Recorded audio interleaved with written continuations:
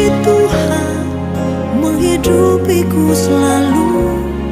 Ku yakin, percaya, pada waktunya Tuhan semua akan indah pada waktunya.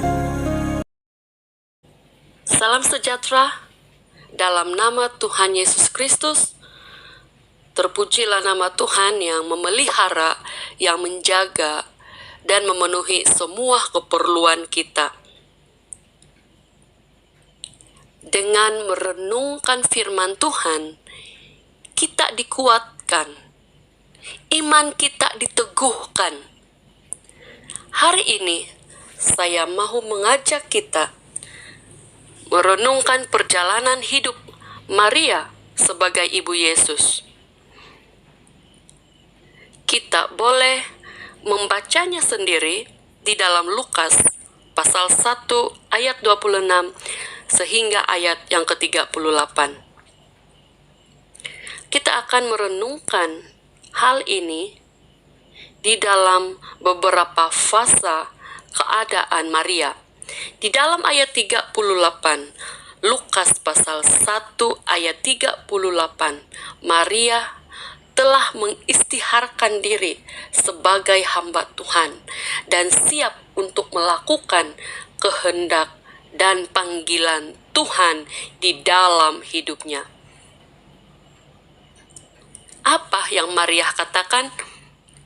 Sesungguhnya aku ini adalah hamba Tuhan. Jadilah padaku menurut perkataanmu itu.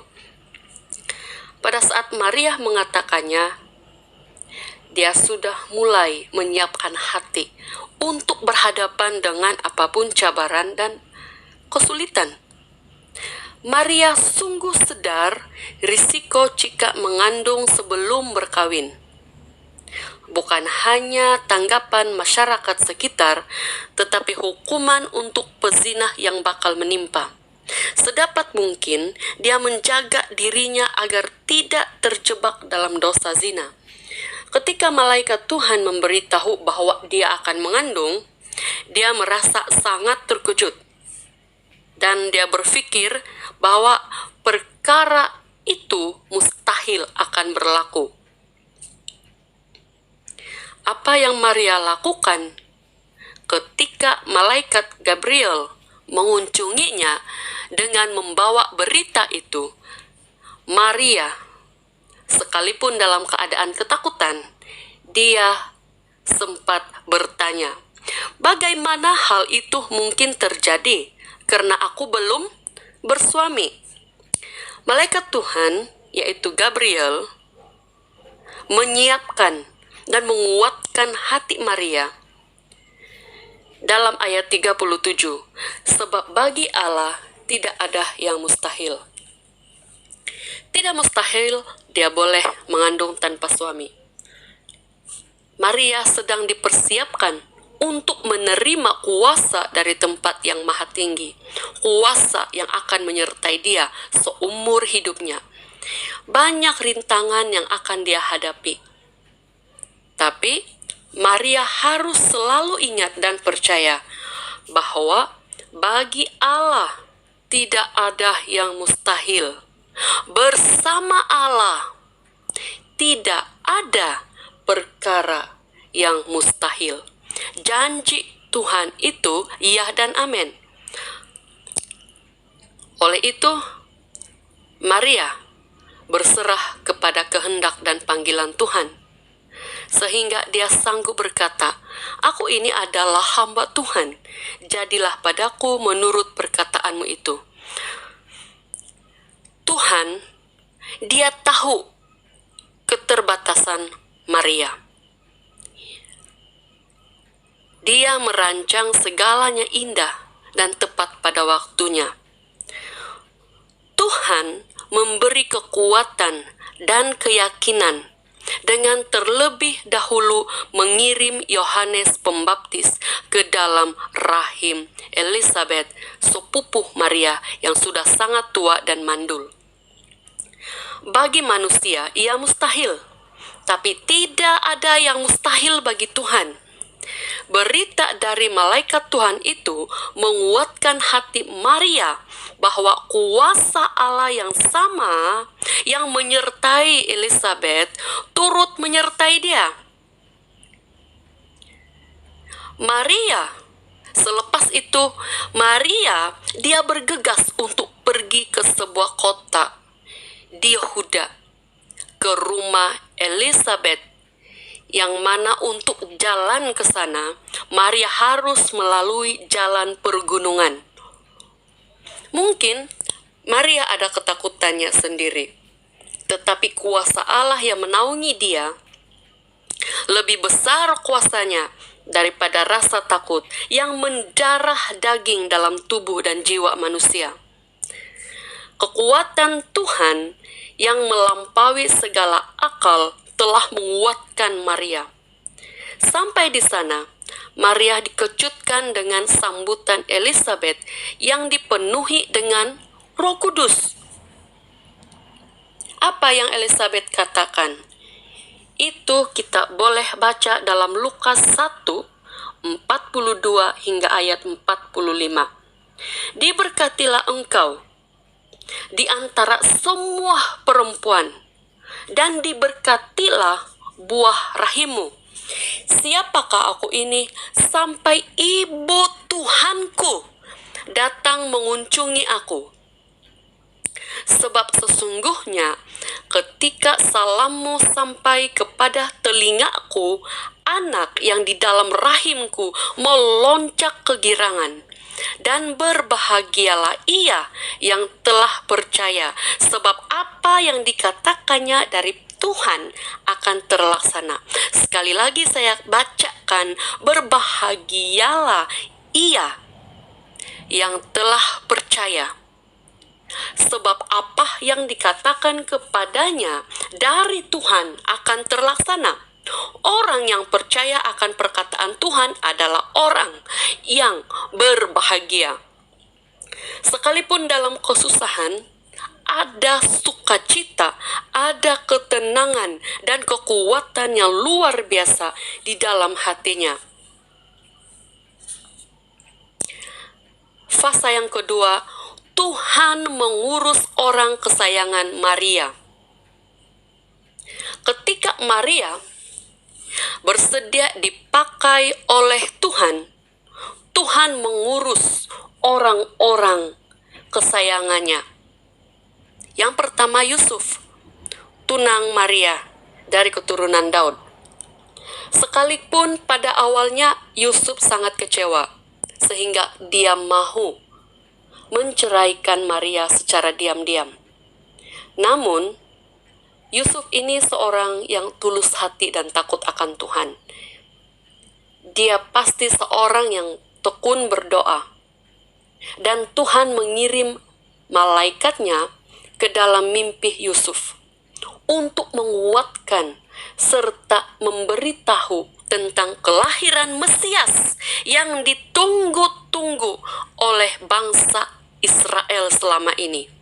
Mesias itu akan lahir melalui rahim tunangnya, yaitu Maria. Yusuf percaya penuh kepada Tuhan.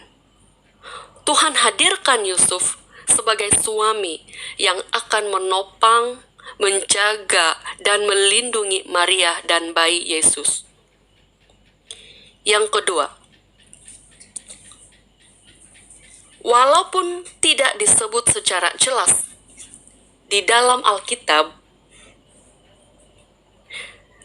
Maria ini kemungkinan besar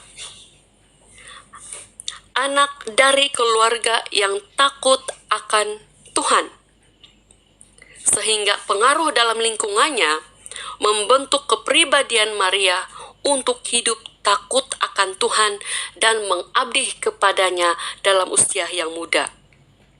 Tidak pasti bagaimana respon keluarga Maria ketika itu, tetapi dengan berlangsungnya perkawinan Maria dengan Yusuf, pasti keluarga ini telah diurus oleh Tuhan, sehingga Maria tetap terlindung dari sebarang kemungkinan yang buruk.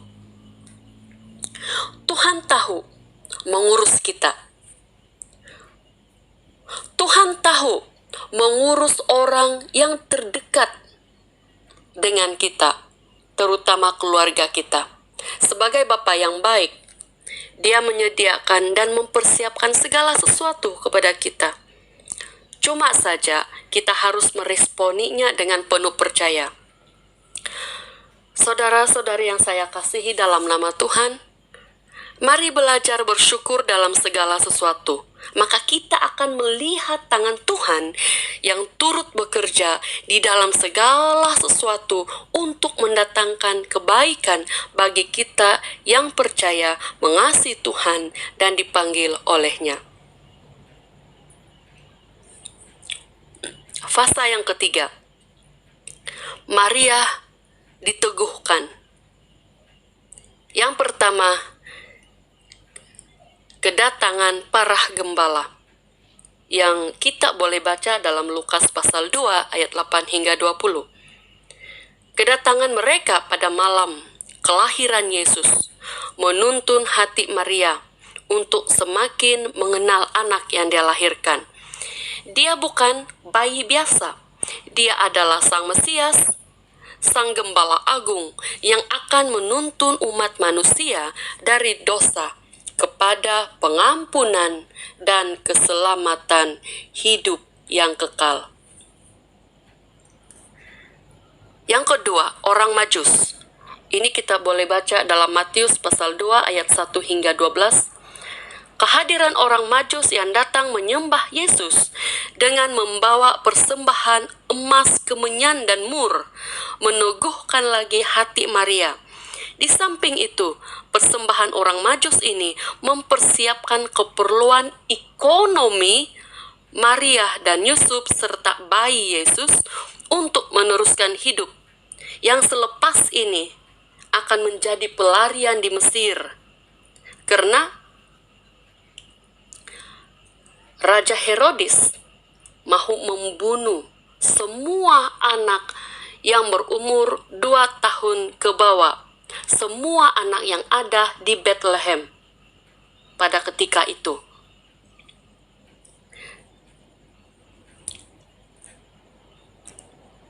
Walaupun situasi ini merupakan situasi yang sulit bagi Maria, bagi Yusuf, tetapi Tuhan menyiapkan mereka, Tuhan melindungi mereka, Tuhan tidak pernah meninggalkan mereka, sehingga ketika mereka berada di Mesir, mereka dapat jalani hidup di sana dengan baik, sehingga akhirnya mereka dapat kembali ke Nazaret. Saudara-saudari yang saya kasihi di dalam nama Tuhan, fasa yang keempat, Maria merenungkan jalan Tuhan. Sejak kunjungan malaikat Gabriel kepada Maria, Maria pasti telah mula merenungkan rancangan Tuhan, perbuatan ajaib Tuhan di dalam kehidupannya. Ketika dikunjungi para gembala, di dalam Lukas pasal 2 ayat 19, Maria telah mulai menyimpan semua perkara itu di dalam hatinya dan merenungkan hal tersebut. Ketika dia melihat para gembala sujud menyembah anaknya Yesus, Maria menyimpan semuanya di dalam hati. Maria merenungkan jalan Tuhan. Dalam Lukas pasal 2 ayat 1 hingga 38, ketika Yesus berumur sekitar 1 bulan lebih, Yusuf dan Maria membawanya ke Yerusalem untuk menyerahkan bayi Yesus bagi Tuhan. Menurut hukum Tuhan, Semua anak laki-laki yang sulung harus dikuduskan bagi Allah. Di sana mereka bertemu dengan Simeon dan Hana. Simeon sangat bersukacita karena telah melihat Yesus. Pasti Maria juga mendengarnya dengan teliti. Ketika di akhir perkataan Simeon, dia berkata kepada Maria, "Dan suatu pedang akan menembus jiwamu sendiri, supaya menjadi nyata pikiran hati banyak orang." Mungkin jiwa Maria mulai gundah. Dia mulai merenungkan hal ini. Apakah arti perkataan Simeon itu? Jika saya Maria, saya pasti resah, susah tidur, dan sangat sulit untuk membayangkan bagaimana nantinya kejadian anak itu. Di dalam Matius pasal 2 ayat 1 hingga 15, sepulangnya mereka dari Yerusalem, Yusuf mendapat mimpi dari Tuhan agar membawa Maria dan bayi Yesus lari ke Mesir. Kenapa? Karena Raja Herodes akan mencari dan membunuh anak itu. Keresahan di dalam hati Maria semakin berat. Mungkin dia teringat apa yang dikatakan Simeon, dan suatu pedang akan menembus jiwamu sendiri. Dan ketika Yusuf mengatakan bahwa dia mendapat mimpi dari Tuhan, bahwa mereka harus segera pergi ke Mesir, karena Raja Herodes akan mencari dan membunuh anak itu, mungkin debaran di dalam hati Maria semakin kuat. Dia pasti sangat cemas dan sangat ketakutan. Puji Tuhan, Yusuf telah dihadirkan dalam hidupnya untuk melindungi Maria dan bayi Yesus. Yusuf sangat peka kepada suara Tuhan. Hari demi hari dilalui bersama Yesus. Dia mengalami banyak keadaan bersamanya, menciptakan memori yang dalam dan mengikat jiwa. Seperti ibu lain, Maria juga amat menyayangi dan melindungi Yesus. Kalau boleh, kita berusaha agar anak sentiasa dalam keadaan yang sihat dan selamat. Maria hidup dalam pergumulan. Bagaimana nanti kejadian anaknya ini? Sebagai penganut agama Yahudi yang takut akan Tuhan, saya pasti Maria mulai menyelidiki nubuatan para nabi mengenai Mesias.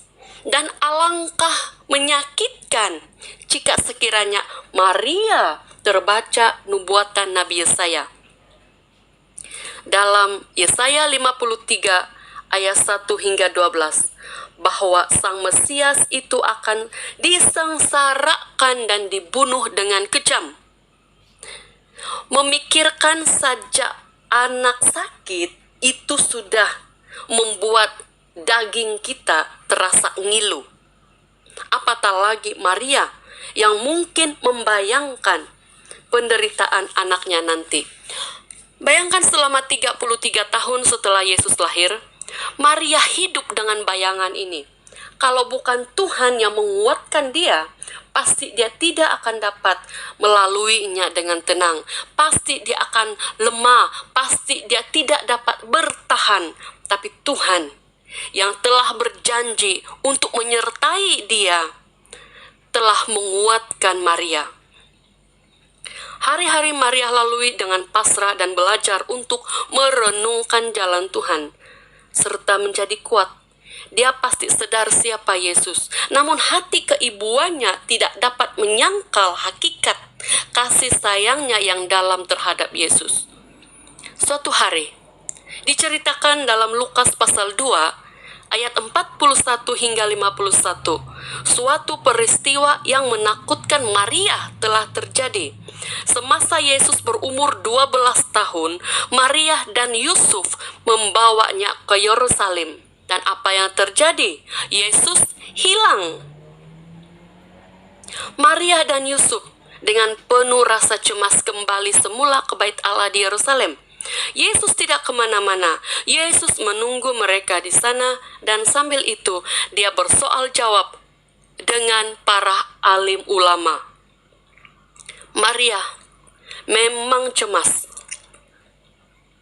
Siapa yang tidak cemas kalau anak hilang? Namun pada masa yang sama, mungkin timbul penyesalan di hatinya. Kenapa saya lalai? Kenapa saya tidak pastikan dia bersama saya ketika pulang? Pasti, sebagai ibu, dia ada penyesalannya sendiri. Dan Maria pasti penat. Semakin Yesus besar, semakin debaran di hatinya bertambah kencang. Namun saya percaya Maria pasti banyak berdoa. Dan banyak kali juga Tuhan menguatkan Maria.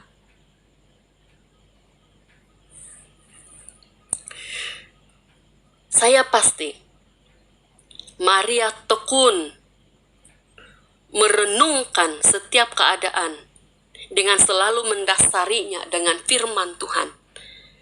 Bagi seorang ibu, bahkan bapak, anak adalah anugerah Tuhan yang sangat istimewa. Namun bagi orang yang percaya Tuhan, anak lebih daripada itu.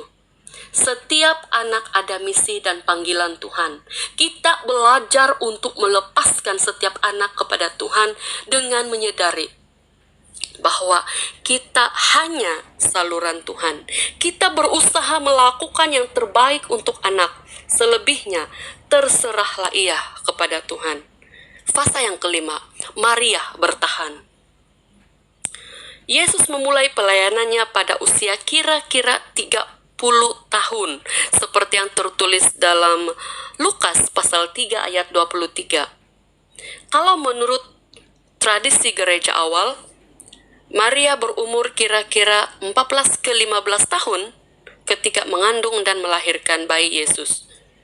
Maksudnya Maria berumur sekitar 44 ke 45 tahun ketika Yesus memulai pelayanannya. Jika kita baca seluruh kitab Injil, kisah tentang Yusuf, suami Maria, tidak lagi disebut. Menurut tradisi gereja awal, kemungkinan besar Yusuf meninggal sebelum Yesus memulahkan pelayanannya. Jika itu benar, Maria pasti sangat terpukul dengan kehilangan suaminya. Namun pasti Tuhan juga sedang melatih hati Maria. Tuhan sedang melatih mental Maria. Tuhan sedang melatih kekuatan Maria untuk tetap kuat dan bertahan dengan penderitaan yang bakal menyusul, dengan dia sendiri akan menyaksikan kematian anaknya nanti. Saudara-saudari yang saya kasihi dalam nama Tuhan, setelah kehilangan suaminya, kini Maria menyaksikan anaknya pula mulai melakukan misi pelayanannya. Entah bagaimana perasaan Maria ketika itu. Mungkin terlintas juga di pikirannya pertanyaan, apakah nubuatan Yesaya sudah hampir? Maria sedapat mungkin dia selalu mau bersama dengan Yesus. Suatu ketika diceritakan dalam Matius pasal 12 ayat 48 hingga 50. Maria dan anak-anaknya yang lain, mereka berusaha untuk menemui Yesus. Dan apa jawaban Yesus ketika orang memberitahukan hal itu kepadanya? Ketika orang memberitahukan kepada Yesus bahwa Maria, ibunya, dan saudara-saudaranya mau berjumpa dengan Yesus. Apa jawaban Yesus? Siapa ibuku? Siapa saudara-saudaraku? Sekali dengar, pasti hal itu menyakitkan hati. Memang sakit ketika kita seolah-olah dinafikan. Namun Yesus mengenal ibunya, bahkan saudara-saudaranya. Yesus sepertinya sedang membuat curang di antara kedekatan dan ikatan emosi ibu dan anak. Yesus sedang mempersiapkan Maria untuk kembali menyadari dan memasrahkan bahwa dirinya bukanlah seperti anak-anaknya yang lain. Maria tahu itu, namun dia juga manusia biasa. Dia juga melihat Yesus sebagai anak sulungnya yang terkasih. Anak yang pertama memanggilnya mama. Yang pertama menghuni rahimnya. Yang pertama membuatnya bahagia sebagai ibu. Yesus adalah darah dagingnya yang pertama yang keluar dari dirinya. Bagaimana mungkin Maria melepaskan semua kenangan ini? Bagaimana mungkin Maria tidak merasa sakit? Yesus memberinya tanda pada waktu itu bahwa waktu yang amat ditakuti Maria selama ini akan tiba. Dan Maria harus bersedia. Maria harus ingat siapa Yesus. Maria harus ingat misi Yesus dan melepaskan Yesus sungguh-sungguh ke dalam tangan Tuhan.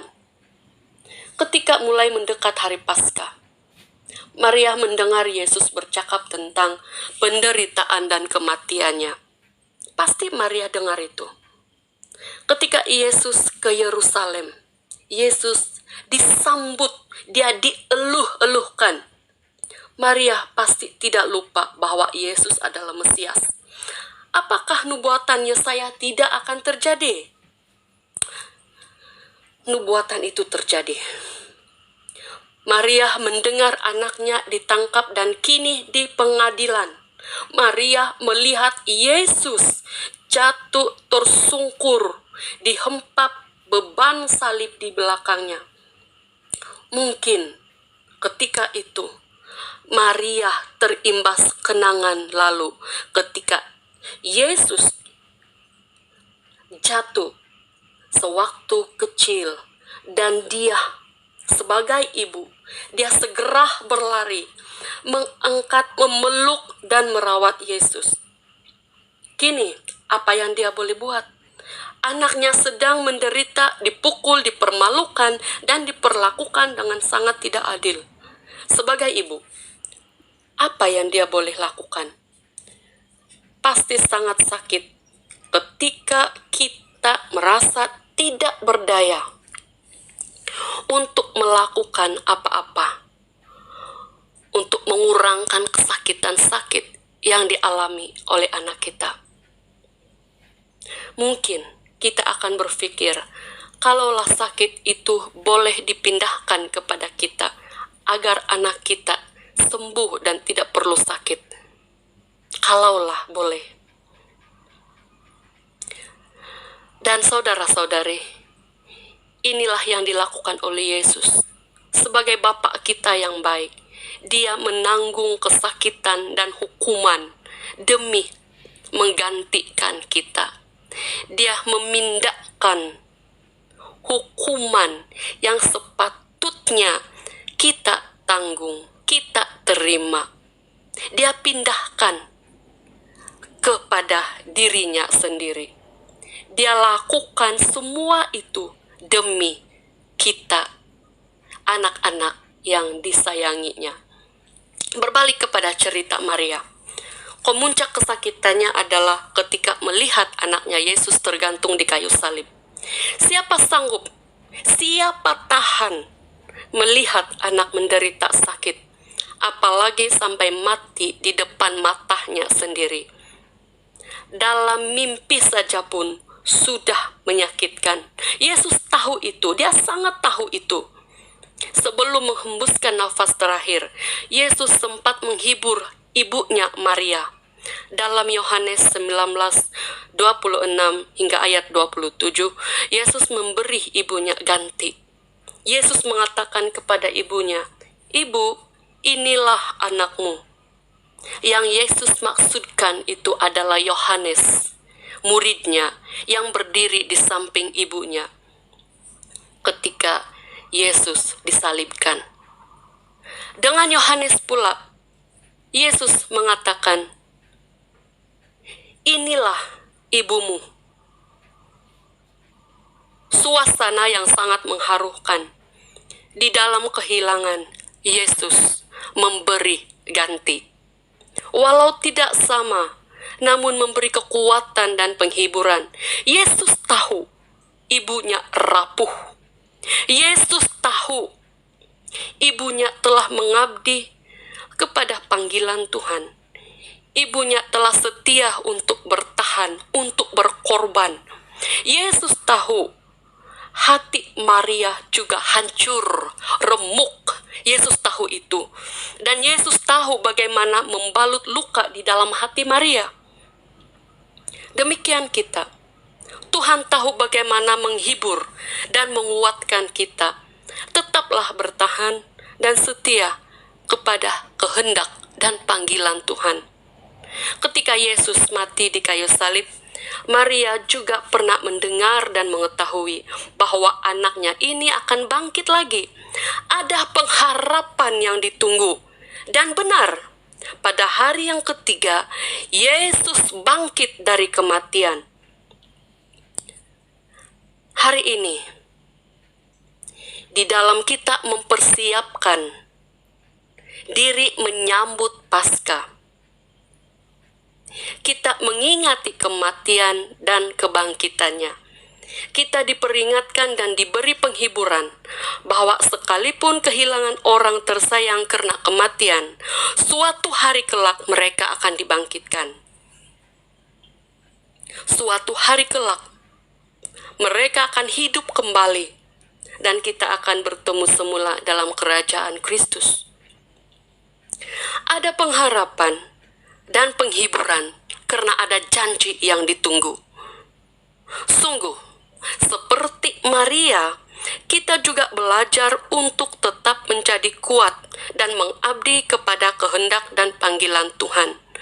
Suatu hari kelak, air mata akan dihapus.